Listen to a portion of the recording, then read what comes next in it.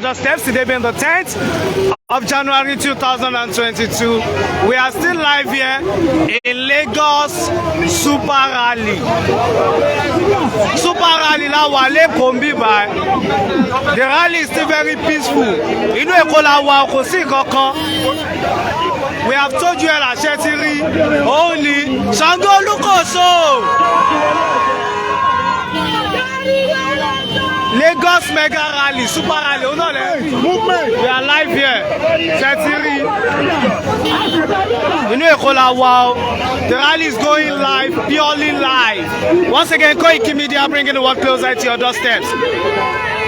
Òní jẹ́ ọjọ́ kẹwàá oṣù kínní ọdún 2023 ọdún tuntun òun la ṣe mú ọdún tá a dẹ̀ máa gba Yorùbá nation ní a dẹ̀ ti gbà láṣẹ Èdùà.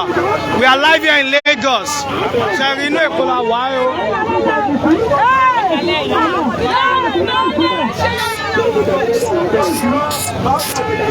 We are live here, Sherry. The rally is going smoothly. Movement.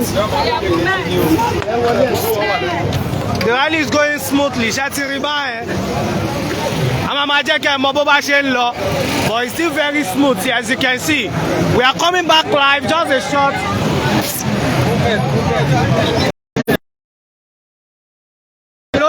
As you can see, Yoruba Nation no going back. Yoruba Nation. The rally is still going very peaceful. Yoruba Nation.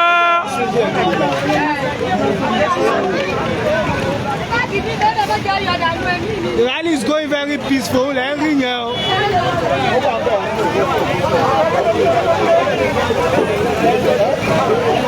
Sherry, no going back. Yoruba Nation. No going back. It's not negotiable. Yoruba Nation la fẹ́. Inú Èkó la ṣì wà. This is it. No going back.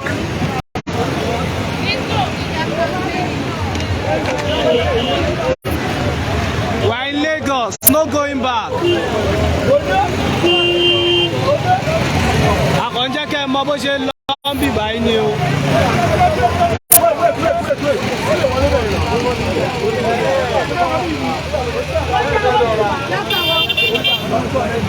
Once again, Koiki Media bringing the world closer to your doorsteps.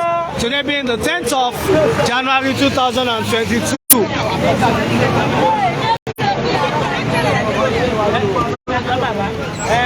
Yes!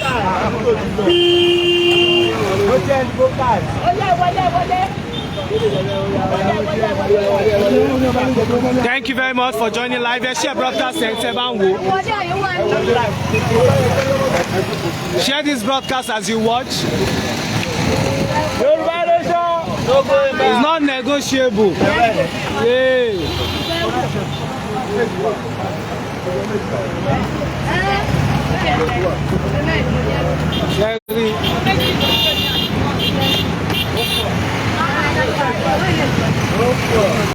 No going back. You know, ọlọ́kadà gan dùn àti gba flyer. More flyers are needed. Bá a ṣe máa ń sọ fún yín. Shetiri báyẹn.